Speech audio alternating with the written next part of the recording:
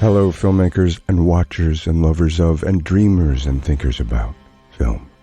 On today's episode of How to Make a Film, Dan and I talk about exposition. What it is, how generally terrible it is, but how effective and necessary it sometimes can be in films like Master and Commander, or how Steven Spielberg charmingly avoided it in Raiders of the Lost Ark. This is exposition, by the way, which is why I'm hanging from a cliff. Because you may be so frightened that I'm going to fall, you won't notice I'm telling you a bunch of boring things. And exposition, this is the sound of me falling to my death. From exposition, we move to inciting event as we learn how being fired by his agent was Dan's call to action, his invitation to Hogwarts.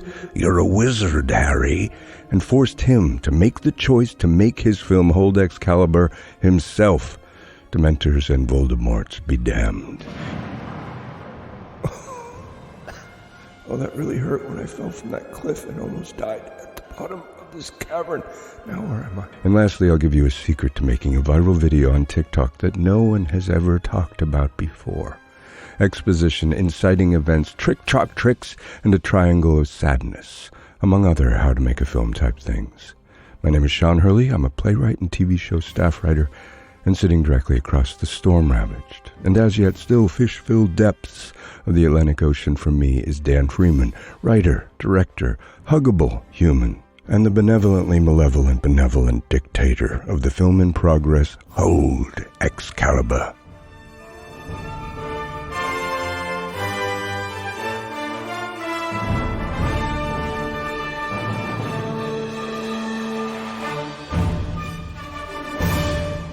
So I have been watching Master and Commander, the sort of seafaring.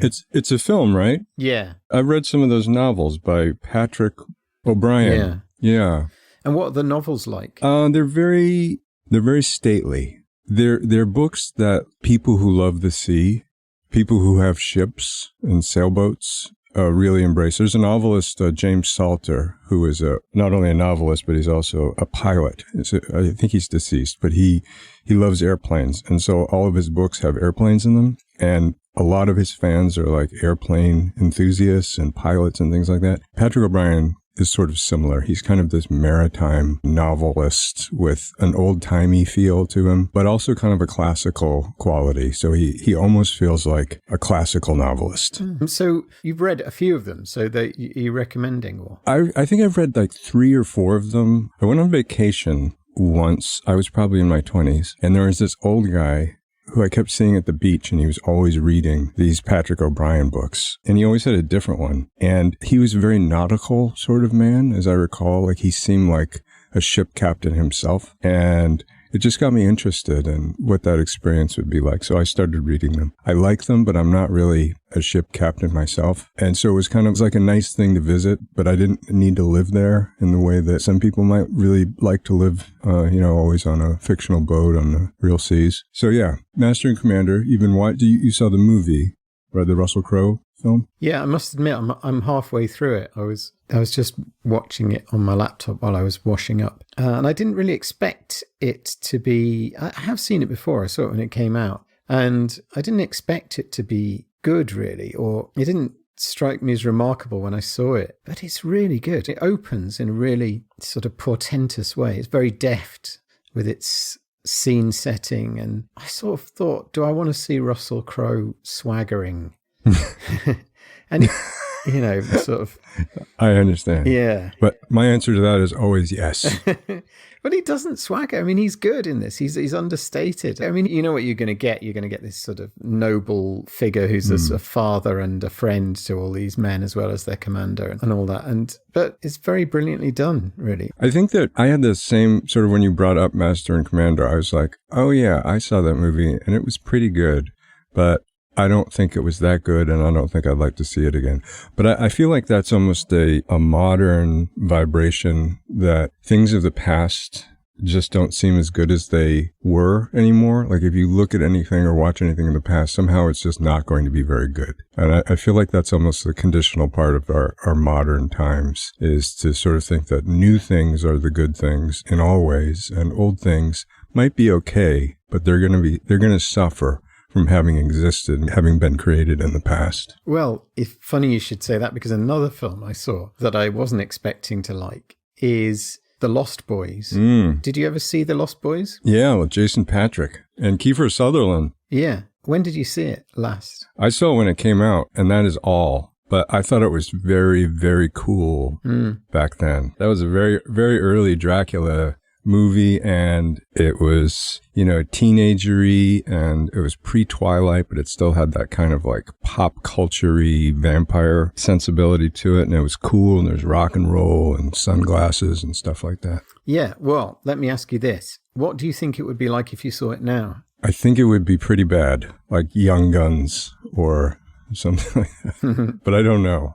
Well, Sean, you're wrong. Is it great? It's great. It is actually great. Yeah, it is really good. Oh, that's so good. I thought I'd sort of watch it, with my son to introduce him to this kind of fun kitsch film that we watched when we were kids. But it's good. It's actually good, and it's funny. You forget how funny it was, and it moves along at a really zippy pace. All the sort of inciting incidents and the things that are going to inevitably happen in a vampire-ish film happen pretty quick. So it's not sort of insulting your intelligence saying, wow, this big event happened that you weren't expecting, when obviously you are expecting it. Yeah. I remember when it came out, and it sort of had the awful sheen of being sort of a Brat Pack teen level, like glamour bad movie. You knew that people would go see, but it probably wouldn't be very good. But then I remember the critical reviews of it were actually strong. So it was sort of like one of those surprisingly decent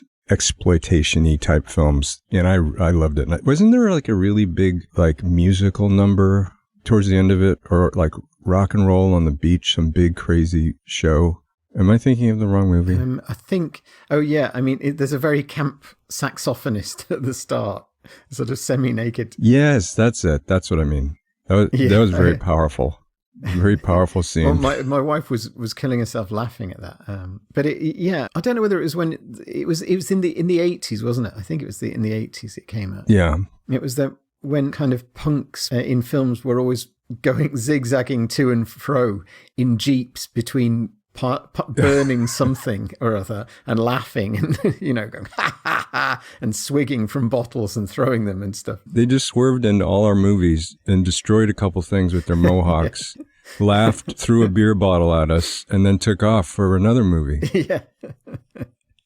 Anyway, it was great. I recommend it, and I think there's a good lesson from that film is there are loads of characters in it. Not loads, but there are side characters who are fully fledged and do stuff. Not unfortunately the female lead, but it's of its time. But there are not just the good guys and the bad guys. There are other guys too, other people and characters who are interesting. There's the grandpa who's a sort of comedy character with his going to see the Widow Johnson. So I would rewatch The Lost Boys. I think it's really good. It's a tight script. It's really good. You don't have a used Blu-ray of that to give away, do you? I was hoping that you. I don't. Oh, that would have been perfect, Dan. No, we still haven't got our first review, I don't think. Juliet, where are you? Our listener, Juliet. She said she was going to leave one because she wants that. The lying cheat. She just can't be trusted. Yeah. Okay, so we've got Predator to give away. Predator. And Predator is a great film, but even if you don't like that sort of thing, he's a great director, John McTiernan, who also directed, I think it was... Was it Die Hard? It was definitely Die Hard, but also Red October, I think. Oh, yeah. But Die Hard, is a masterpiece. I used to have the DVD of that, and the extras on that are extremely good. Really, really informative. That's a great film. That's a thing that's sort of died for most people, because I think most people have shifted away from, hard media into just the streaming land, and we just don't have our same connectivity to those extras. Those extras used to be a huge part of the film experience back when DVDs and things like that were around and were the things that we used. They'd issue those DVDs with these extras on them. People would buy them just to get that stuff, and now that's just kind of gone away. That's a little bit sad. Do you watch DVDs and Blu-rays? Or? Very, very rarely.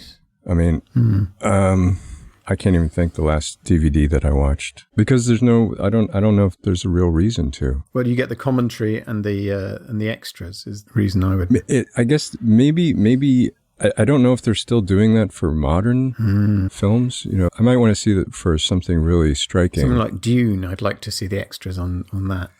Yeah, that would be interesting. I mean, any kind of interesting, unusual director that's doing stuff, you know, like a Wes Anderson or like the guy that does those like Midsummer, the horror movies. Yeah. You know, where I feel like, oh, this movie is so amazing and strange or different, or there's something really striking or beautiful about it. I'd love to know a little bit more. But that doesn't come around that often. What about Yorgos Lanthimos? Have you seen the Favourite? And like The Lobster, or yeah. No, I haven't seen that. No, I recommend that. That's great. The Lobster. Yeah, I mean that's really special. That's something very unusual and different. And then there's the other Swedish director who did there's old men trying to fumble for names. The Swedish one aboard a ship. I can't remember it, but it was quite recent. Oh, yes. That is a tremendous movie, and I can't remember what it's called because I'm old. Oh, The Triangle of Sadness. Yeah, that's it. It's a great name as well. The Triangle. Yeah.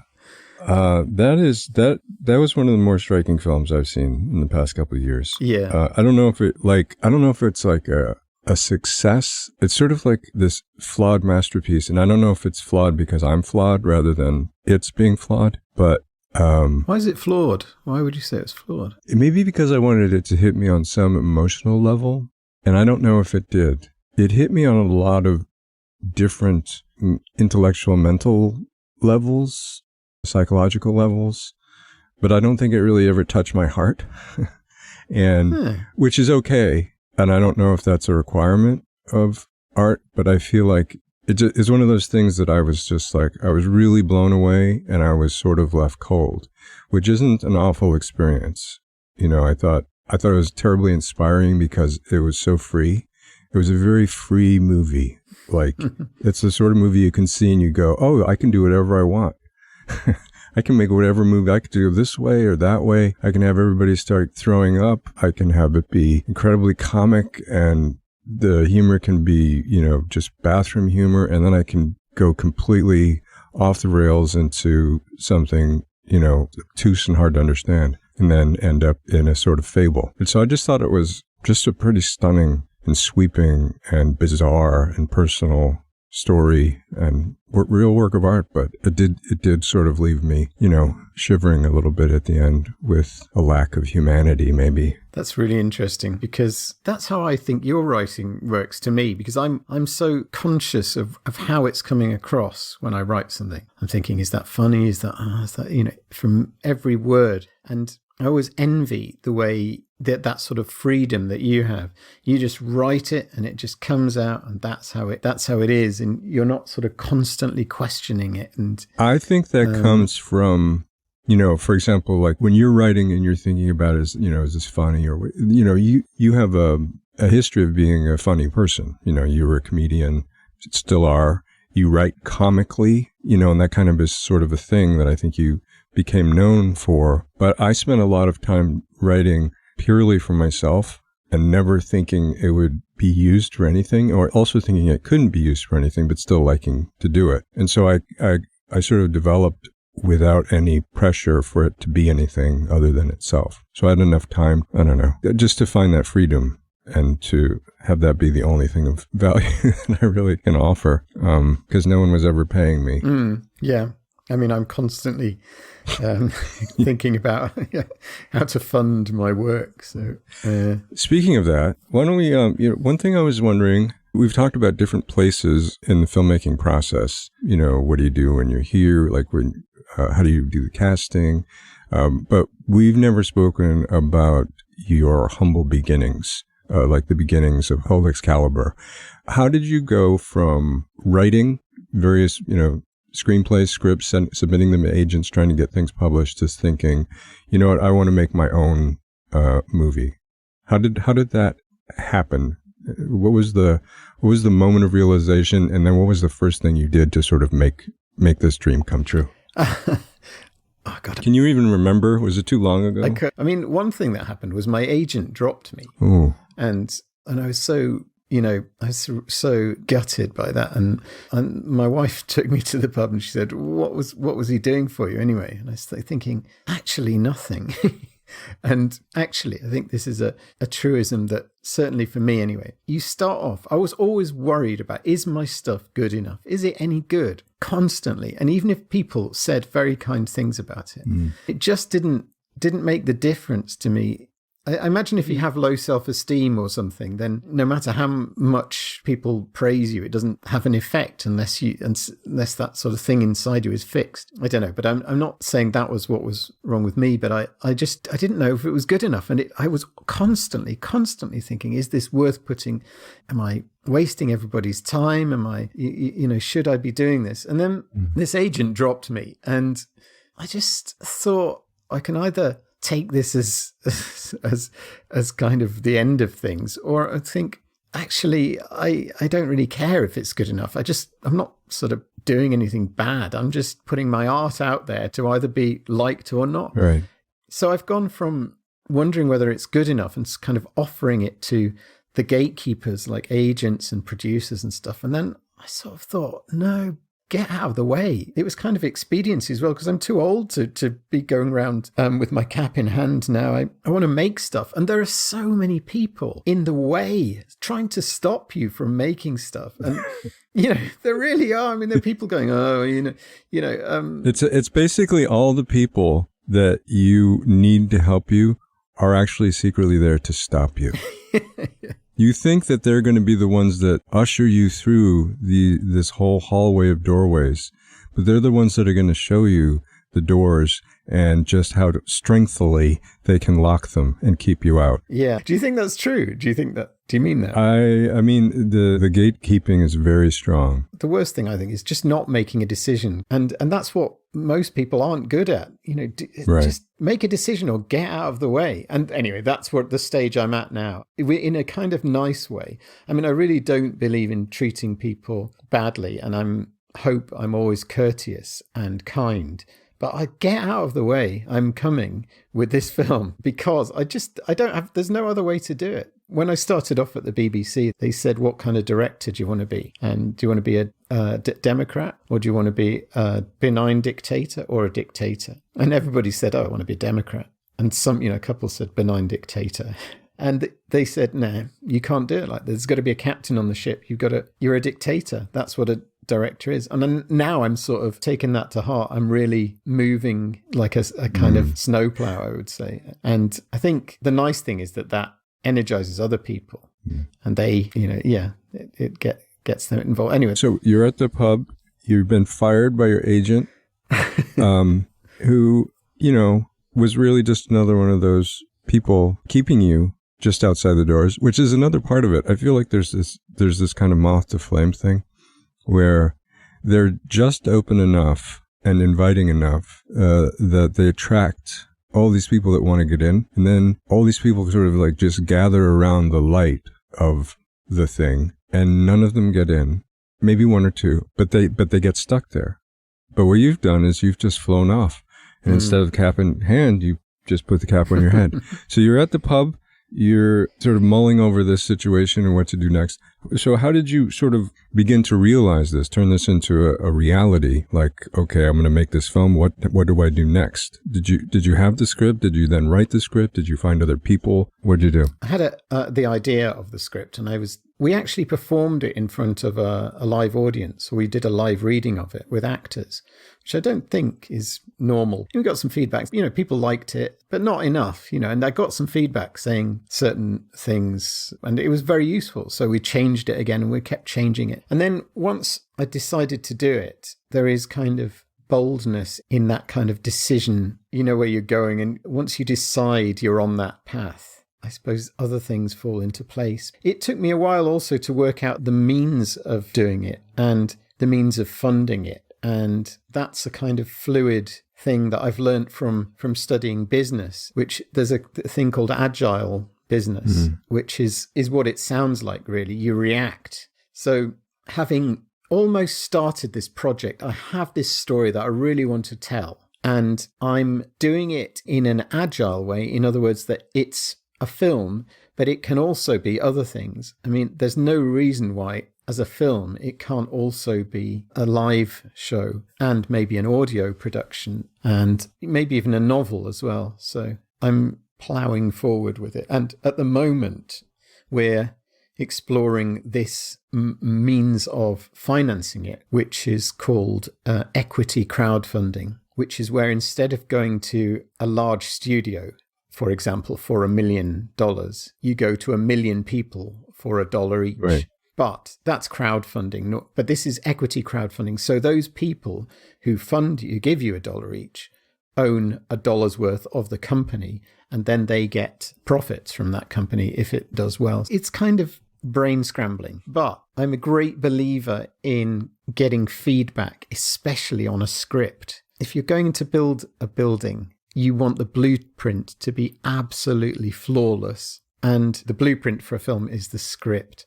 So I've always sent the script out to anyone who will read it almost, get as much vicious criticism as I can get. And as you know, I always ask you to thrash it. You do. Tell me the bad. You do. You want it to be destroyed. Every script you've sent to me, you invite, you just want me to just take a sword and an axe, and you want me to tell you how terrible it is and how terrible you are as well. I think that seems to be a part of it. Yeah. My Uncle Paul said that only a really good friend will tell you when you're going out with a bogey hanging from your nose, or as you in America, I imagine, would say booger. Yes, that's how we love to say it. But, you don't want to be polite. No. You don't want to be polite about somebody's script if they're going to spend millions on it. Well, I feel like I understand that the concept of thrashing, but, I feel like if there's something good about a story, that in itself is enough. And the stuff maybe that's not working, I would bring it up, but I'm not going to thrash anybody for it or punish them or say like you're bad or you're terrible. But I felt like when I first read Hold Excalibur, which I felt like was a couple years ago, I thought it was really very, very strong. And I don't know if I thrashed it. I think I had some questions about characters, and I might have been confused about some of the Welsh stuff. But it was far from needing a thrashing. But how long has this whole process been for you? Is it like when you got fired from your agent? Was that 2-3 years ago?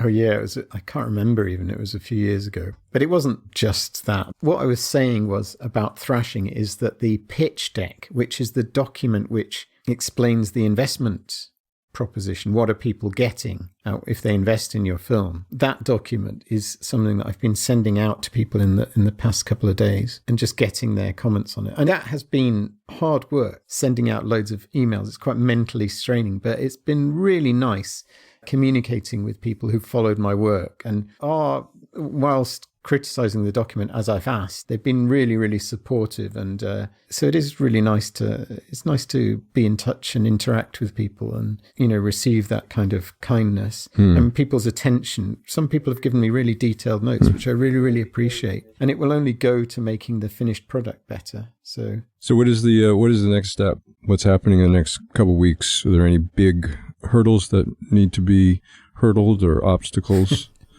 Or events or things happening? We have to rewrite it according to this criticism that we've got, the notes and so on. Really? Yeah. Well, adjust it. There's no point not taking any notes of the notes.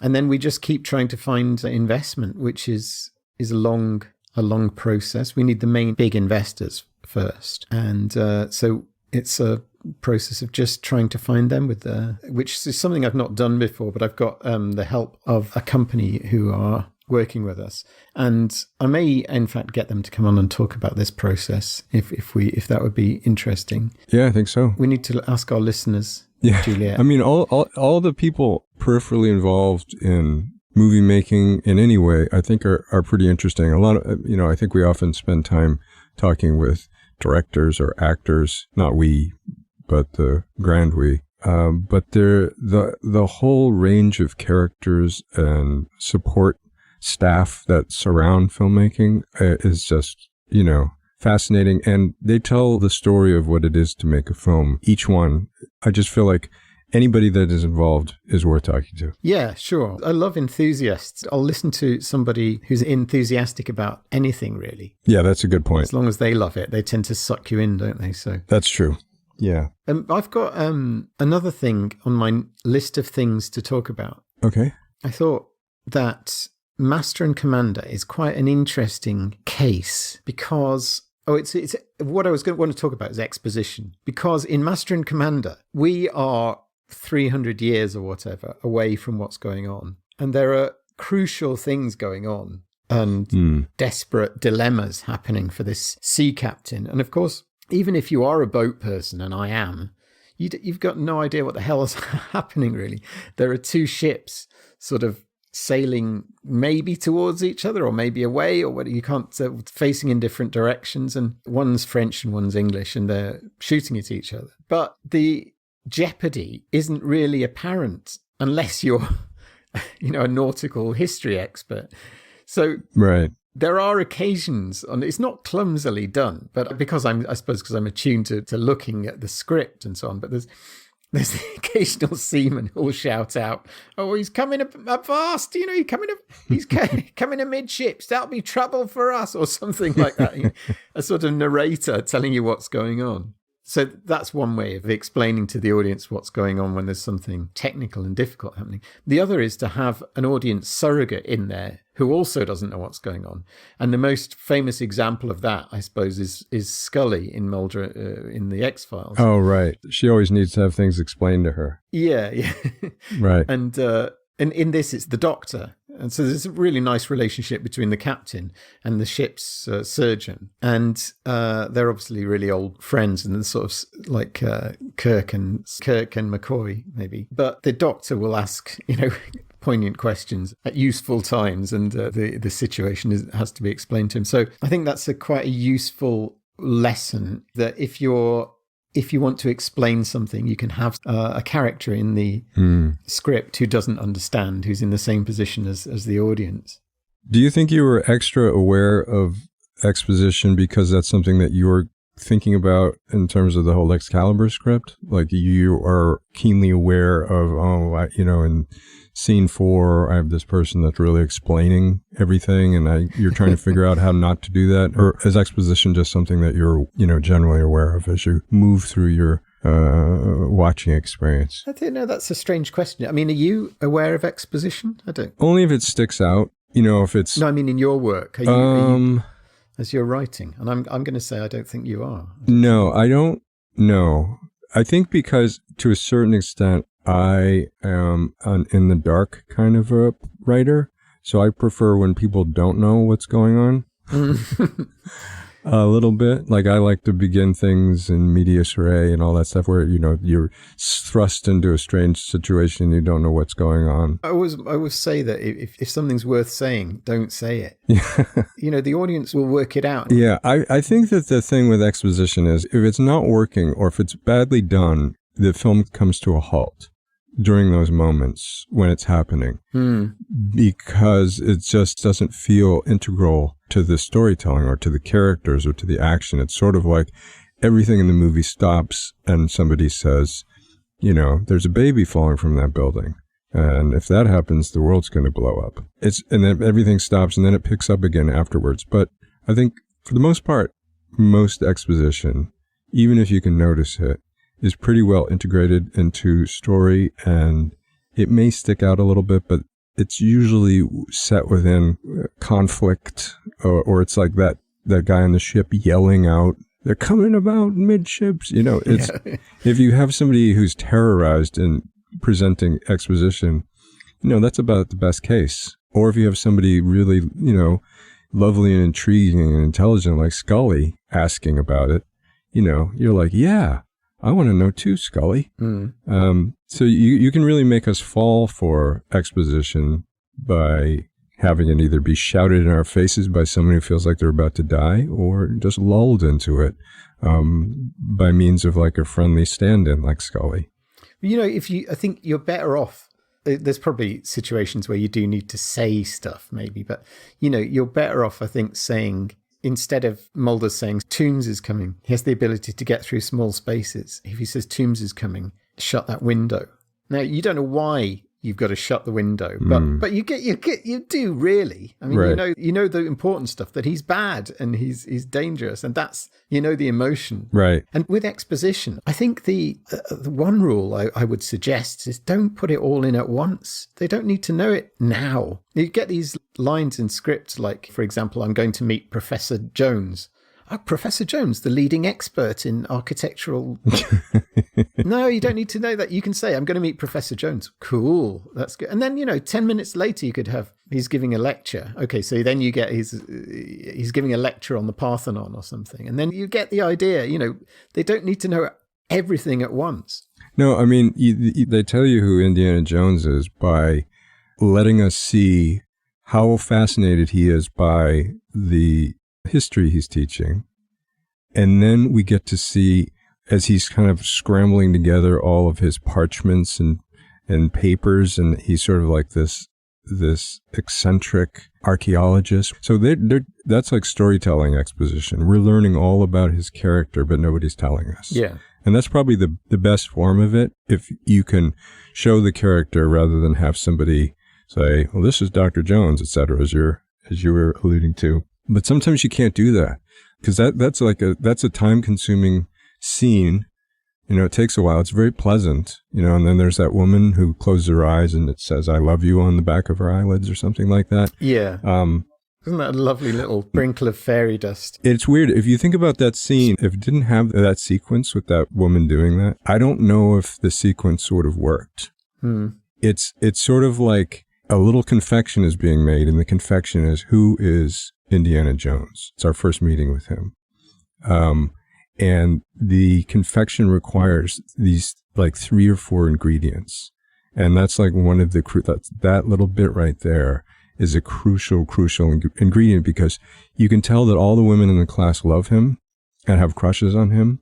And then you also realize he's so lost in his world, he hardly even understands it. He sees it, but he can't process it because he's so preoccupied. It's just lovely. And then there's the kid who leaves him an apple just as his last flourish. Yeah. Yeah. The thing about that is, what's the purpose of the scene is to introduce us to Indiana Jones, tell us who he is. So we could do that, we don't need to have all that, the eye flutter and the apple and thing. We don't need that to show us who Indiana Jones is. The point about that is the filmmakers thought about every possible iota of enjoyment that they can give us in that scene. It's funny, it's informative, it's dynamic. I mean, it furthers the action. All the exposition is in movement. I mean, one of my pet hates is where you have a character sitting on a beach or something, and another character comes and finds them and sits down, and then you get a bit of exposition. That's where you get the exposition dump. And so, as you say, it stops everything. And what you want to do is have the exposition during a sword fight, have them falling off a cliff, and the efficiency of that scene is brilliant. And communicating with any sort of performance or show like that is a conversation with the audience, and you're putting everything you can into that entertainment in every possible way. That includes how things are framed and shot. It's maximum effort. So when someone's paying their 15 quid or whatever it is to go to the cinema, you're giving them that. You've put maximum effort into it. You've gone down every possible avenue you can to entertain them, and you're giving them credit for intelligence. I feel like that one sequence kind of almost tells the story of that whole movie to a certain extent. I feel like you could probably go sequence to sequence in that film and realize that each sequence is equally charming. Like each little section has been caretook in these different quadrants to give you this kind of maximum sense of warmth, charm, intrigue, curiosity, and sort of like just this like heartfelt relationship to what you're experiencing. And it's really, I don't know, it's sort of a magical Spielberg-y type level of care. But I think that's why that movie was so powerful for people, is because every single sequence had this charm. It wasn't just, driving through story. It was that each sequence was this juggling act of different balls that you hardly could see, but just ended up being completely and fully charming. Yeah, I think that's the nail on the head there. I think it's charm, isn't it? It's absolutely delightful. I wish we had a Blu-ray of this to give away. We'll have to figure this out. Well, maybe we will, but I think this week's Blu-ray is going to be, I can't remember to say Predator. Maybe we'll just keep it at that forever, because we will never get a good review. It could always be. That'll be sad. I think Juliet, write us a review. Otherwise, we'll be lost. You first review, and it's got to be unrealistically laudatory. It's got to be, I mean, these guys, they saved my kitten's life, that sort of stuff. We want it to be absolutely outrageously positive. And for that, for the first review, you get Robin Hood, you get Predator Blu-rays, and you get Sean's Age of Ultron Blu-ray. That's a lot. Hey, I want that review. That's a lot of... My self-esteem needs that. That's a lot of winning. I was, on a slightly more serious note, I always say that if you enjoy something, enjoy it loudly, otherwise it'll disappear quietly. And a couple of people have taken the time to say some really lovely things about this podcast, and it really did hit home. I was cheered by them, so thank you. Oh, thank you to them. Yeah, thank you. And can I tell a brief TikTok story? What is TikTok? Is there TikTok doesn't seem very good. That's what sort of dance are you doing? I'm not doing any dance, but I have a semi-viral video out right this moment, and it's by pure accident, and not only my accident, but it's an algorithmic accident, I believe. So I have like 400 followers on TikTok. I was focusing on Instagram for a while because I was just curious. And I was uploading poems and little videos and stories and stuff like that. And, I think I'm too old or too whatever. I'm not really going to make it in the social media land. So I was mostly uploading to Instagram, but I was also then uploading the same videos to TikTok, but not really paying much attention to TikTok. Last week, my son texted me, and he follows me on TikTok, and he told me to take a look at this one video that I put up, which is called something like, This is Eiffel Towering, or How to Eiffel Tower. In the video, what I do is I propose that people engage in these three different sort of actions. It's sort of like an art or writing exercise. It involves a physical activity like walking or running, an art activity like writing or something else that you can do well, that you're proficient in, and then engaging in a third art activity that you're not so good in. Because if you don't know, I like to run a lot, and I like to run in mountains, and I sometimes will run up mountains, and at the top I'll just sit there for a while and I'll write. Sometimes I'll write a little poem. But I've been wanting to paint for a little while. I thought, I could run up a mountain, I could write a little poem, and then I could paint a painting. And that'd be sort of an interesting video of sorts. So I filmed myself doing it, and I called this Eiffel Towering because the Eiffel Tower was built in 3 separate sections. Okay, so the video, I ignored it. My son texted me and said, why is this video getting so much attraction? And it had like 100,000 views at that point. And all my other videos have like 200 views. Nobody really watches them. But as it turns out, Eiffel Towering is a terribly dark and naughty thing that my son looked it up, and he knows what it is, but I don't want to know what it is. But it's an awful, awful thing. But at the same time, my video, which now has 220,000 views, which is about running up a mountain and writing a poem and then painting a painting at the top, my sort of definition of Eiffel Towering is now combating the awful definition of Eiffel Towering. And my hope is that maybe I'll be able to defeat it, and I'll win in the online Urban Dictionary, that someday it'll read my version of what Eiffel Towering is. And so what this means is all these people that maybe are sort of interested in deviant behaviors are ending up seeing my video about running up mountains and writing poems and painting paintings. I guess what I'm thinking is that the video itself is not very good. I find the concept cringy. Like I almost took it down because I think it's a lovely idea. I think it's great. It's a great idea. Well, things that we do make us cringe, like looking Yeah. at yourself in the mirror or something like that, or pictures of yourself. To me, it's just kind of cringy. I think it speaks to sort of the impossibility of purposefully moving into social media and trying to, generate some sort of like, my best videos, the ones that I would say are the best, have the least views. And the ones that I think are the worst and the least of anything, it's this inverse ratio. So I have no sense of how anything really works. So my advice is to find a deviant sexual terminology, something that, you don't even know what it is, but then make a really sweet and lovely video and come up with your own definition, and just watch the views skyrocket. There you have it, listeners. On that bombshell. That's how to do it in TikTok. Brilliant. That's the only advice I have for social media. It's terrible. So should we leave it there? I think we did great. Sure. I think I was great.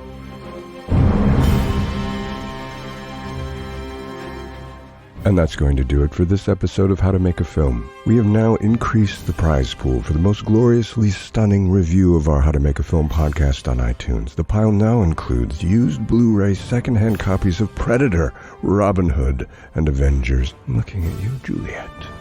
Please feel free to email your questions to podcast@secretplanet.co.uk. Sign up for updates on Dan's upcoming film, Hold Excalibur, at secretplanet.co.uk. How to Make a Film was hosted by Dan Freeman and Sean Hurley. Produced by Jamie Walsh. Edited by Ethan Walsh.